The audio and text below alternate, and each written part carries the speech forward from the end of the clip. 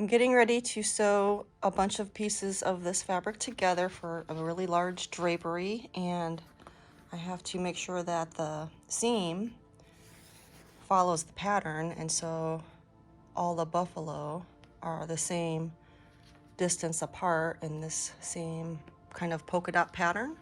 And this particular seam is ready for me to press with the doofix that I put on it, which is this really cool translucent kind of doofix. It's a strip of kind of little dots instead of a whole strip of solid doofix. So that's what I have on the back side of this piece right here. And I'm gonna press it down, and then I can take it to the sewing machine and open it and stitch along that press line, and that way that'll be a perfect match. So all I have to do before I get it to the machine is press this together, steam it. The steam is what gets the doofix to adhere the two pieces together.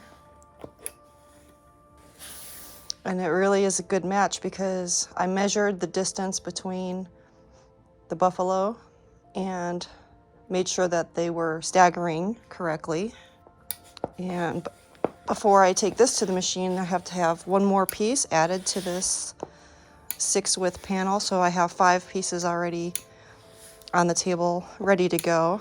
So I'm going to add number 6, and I'll take you through the steps of how I got to this part right here. Nothing too complex, just a couple of creative measuring tricks for accuracy. And so even without the pins, it's staying in position, ready for me to take it to the sewing machine. Okay, we'll start that next piece in a minute. Okay, so I have the 5 widths of fabric prepared where the seams are doofixed together, ready to go to the sewing machine. But I want to show you how I got those together, and I have number 6 ready to go. I'm going to take it off the rack. And first of all, I have this piece laying so that the selvage is lined up on a line on the table. And then the piece that goes next, I'm going to start by turning that selvage under. And then before I press it, I'm going to measure the distance between the edge of the buffalo to the edge of the fold and make sure that each one is consistent at 1 1/8 inch. And then when I lay it down next to the other ones, I'm going to have that new fold be 1 inch away from these buffalo. And that's the spacing that I measured between these other buffaloes to make sure that I'm consistent with the rest of the pattern. And I'm doing this from the front because, you know, typically to get the fold line ready on the fabric that I'm going to put the doofix on, I would just roll over the selvage and measure and be consistent. But this is kind of a wavy selvage, and that wouldn't be a really straight, consistent line. So I wanted to do it from the front to be really accurate. So here's 1 1/8 of an inch from the back side of the buffalo to the fold.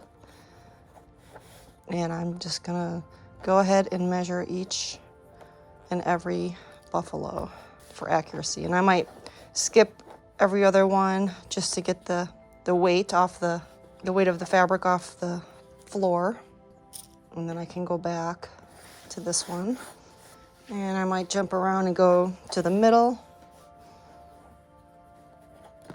And I'm still gonna pull this back and turn it over and put the doofix tape on. So it's not that I'm putting it in the right place next to this one yet. I'm just getting this fold line created at a really consistent amount of space compared to where the buffaloes are.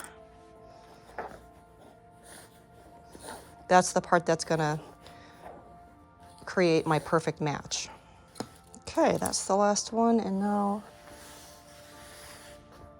you can tell already that that looks nice and even all the way down, and I didn't even press it yet, so I'm gonna press it now to get a nice crisp fold line right here. Then I'm gonna turn it over and put the Dufix tape on that line, and then I'll show you how I match it up to this piece. I'm just getting it turned over so that I can have this backside facing up, and then I'll put the Dufix right on that fold line. And this is the transparent Dufix tape on the white spool, 3/8 of an inch, transparent. Try to get it lined up on a line.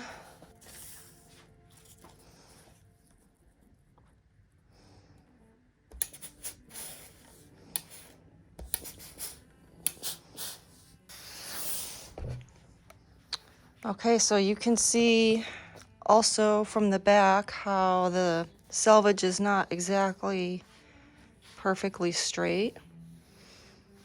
But I know that from the front, this fold line is really consistent according to where the buffaloes are. Buffalo, singular, is plural too, I think, like fish. So I'm taking that tape off, and you can see kind of the shine of the Dufix a little bit if I get it turned in the light the right way. It's real subtle compared to a normal Dufix tape. That's why I like it for this purpose, because it doesn't make the fabric stiff right there. And so now before I line it up next to the piece on the table, I'm gonna mark the spacing of this line of buffalo. I'm gonna measure over 1 inch and just put a pin. And I'm just gonna do every other one. And I'll just put a pin here so this doesn't fall off the table. And one at the other end.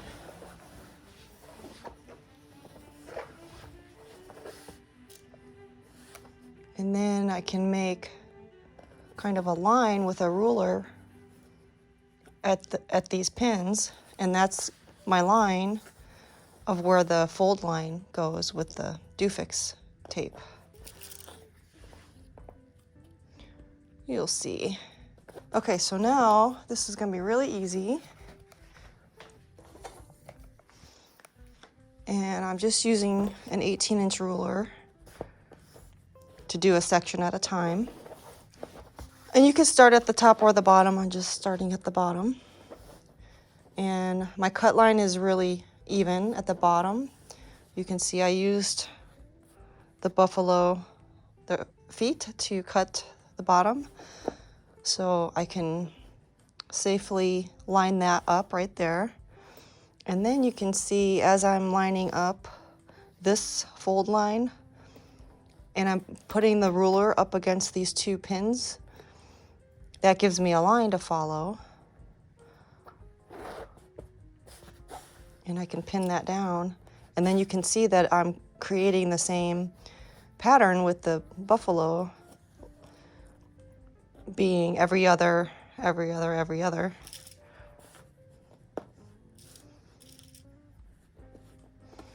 And then just move that ruler over and just kind of eyeball that each line is still consistent. And by the time you get to the top, you should still maintain that same spacing.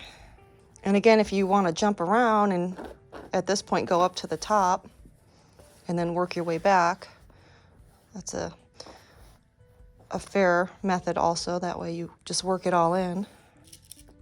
You could line up a 60-inch ruler to do this also, which I tried, but I didn't like that because the 60-inch ruler is 2 inches wide and it covers up this row of buffalo, so I can't really see and make sure that I like how that spacing is going. So I found that using this ruler, because it's skinnier, was easier. So I'm going to jump up to the top And let's see how we work going backwards. I have a little tail sticking out up there, but it looks like it stretched a little, so I'm going to let it hang over.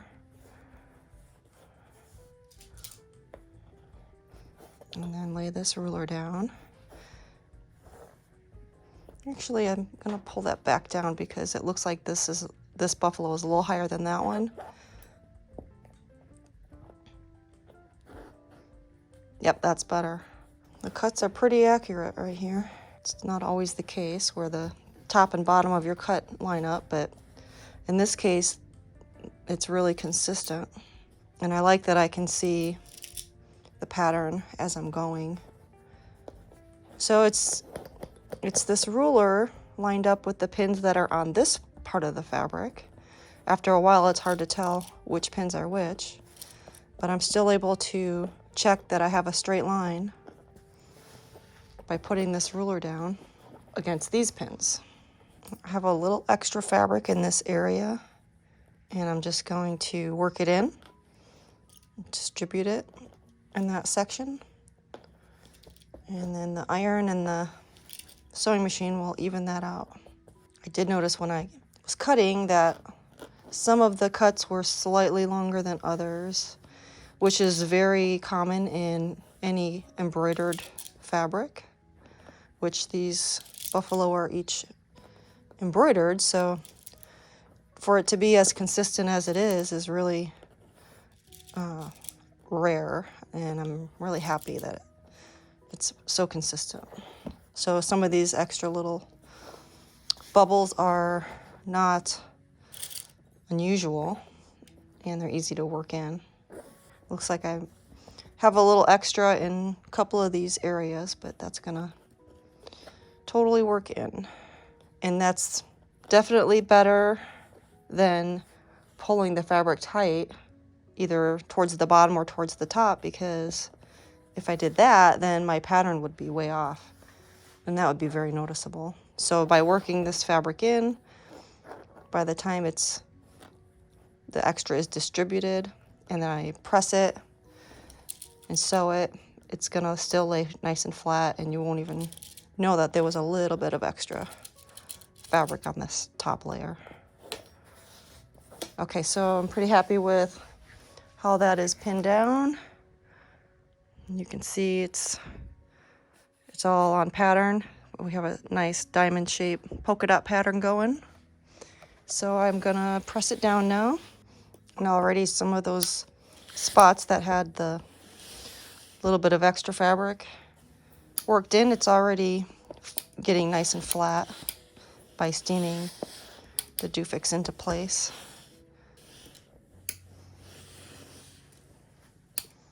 Look how nice it looks already.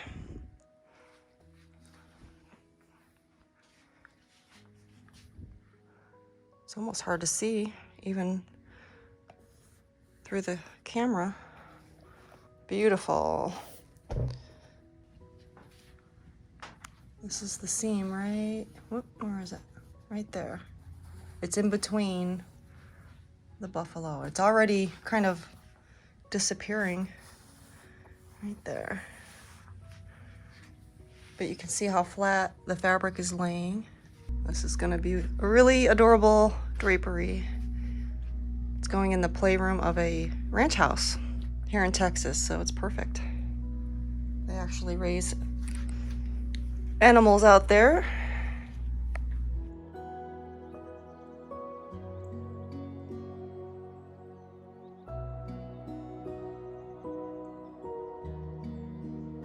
I have 6 widths of lining cut that I'm preparing to sew together. But before I do, I'm pre-folding in the 6-inch bottom hem on each individual width. And that way when I put them together, the hem will already be pre-pressed into place so that I don't have to deal with all 6 widths all in one really long piece. So I'm turning it up 6 and then doubling it and pressing it. I'm not going to pin it because I still got to take it back apart to sew all these 6 widths together. So it's a big drapery panel, and because there's 6 widths going together, I want to make the bottom hem section of the process go a lot faster. And this is a lot easier, keeping it all on the table in a nice orderly fashion. And I have all of them kind of turned up at the bottom, and then I just peel one back one at a time and get that bottom pressed in at 6. Press that edge, super quick and easy, and then double turn that. So it's a double 3-inch bottom hem. The face fabric will have a double 4-inch bottom hem. And then when I open these up and piece each individual width together at the sewing machine, I'll just make sure that these press lines that I can see right here and here, I'll just make sure they line up at the sewing machine, and then I know my hem will be even. I mean, it's even a good trick if you're doing single widths, just to prepare this before you do the hem, meaning each one individually. Just get them all pressed into place and then bring the whole stack to the machine rather than one at a time, even if it's a 1 width. That way you're just doing all the steps for all 6, if it's 6 1 width panels. Do all the pressing and then all the hemming and then all the tabling. And so see, when I started with the first one, I just did that one first, and then I kept bringing one at a time over, press that one, bring the next one, and so on. And so now I'm going to bring this whole stack to the machine and open them up. I'll just show you the first one here. Of course, I'll turn it around and get the right sides together at the sewing machine, and I'll make sure that this first line, press line, matches up and the second line matches up. And if that means that the cut line is a little off, that's okay, because the press line is now the most important part to line up. So my cut line is lining up in this case, but that doesn't always happen. So that's my next step. So I'm here at the sewing machine ready to put the lining pieces together where I pre-pressed the hem at the bottom, the 6-inch single turn, which turned into a double 3-inch turn. And here is my first press line and then the second one over here. And so I'm making sure that those line up before I get started. I'll make sure you can see that.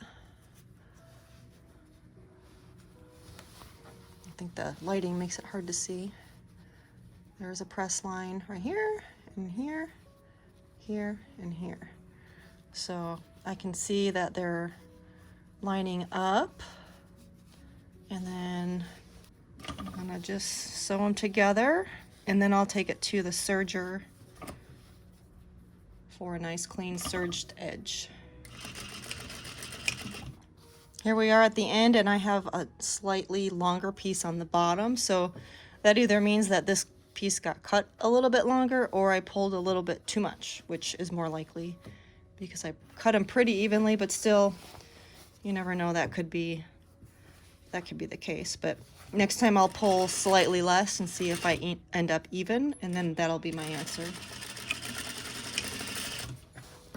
But it does look like a really nice stitch. There's no puckering on either side, and it's gonna lay really nicely.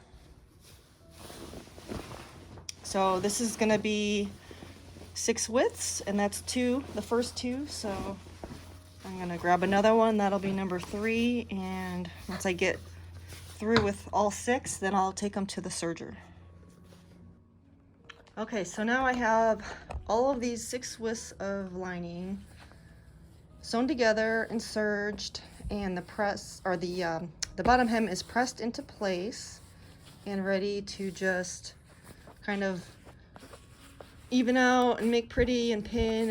And I might like press it again real quick, but I don't have to, you know, organize this and start from scratch with putting the hem in, because it's already neatly prepared for me. So the hemming process on this part is going to go super fast and easy. So I just wanted to show you what that looks like on the table in a big pile before I organize it.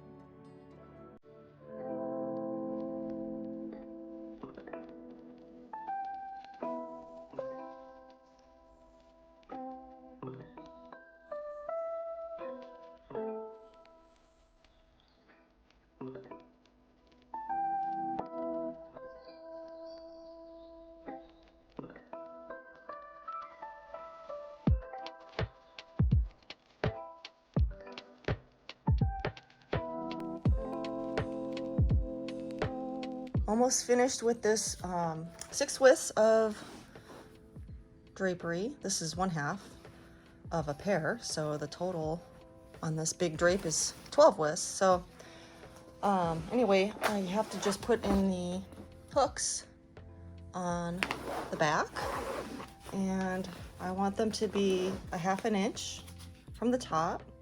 So I've already done the math and figured out that if I place the ruler at 1 7/8 from the top to where the pin goes in, then the top of the hook will end up 1/2 inch from the top of the drapery.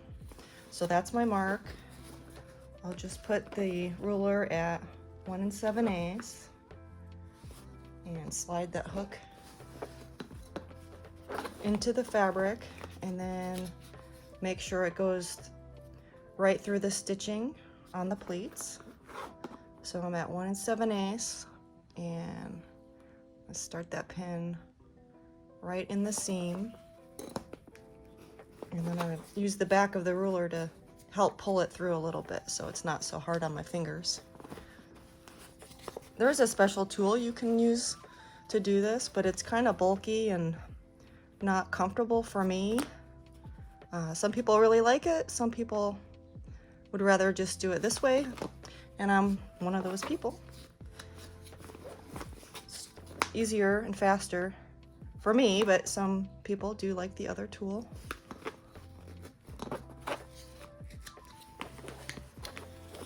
And that's about it. You just keep doing this and measure every time to be really consistent. Some people choose to eyeball that measurement, and you know, after doing it for a long time, some people are really good at eyeballing. And this is the biggest reason you want to have a nice tight stitch on the front of your pleats. You want to make sure that there's at least 2 rows of stitching all the way through, and a good back stitch in the beginning and the end. But you definitely need more than 1 row of stitching through the center, because that's where the pin goes in. You don't want those pins taking out your stitching.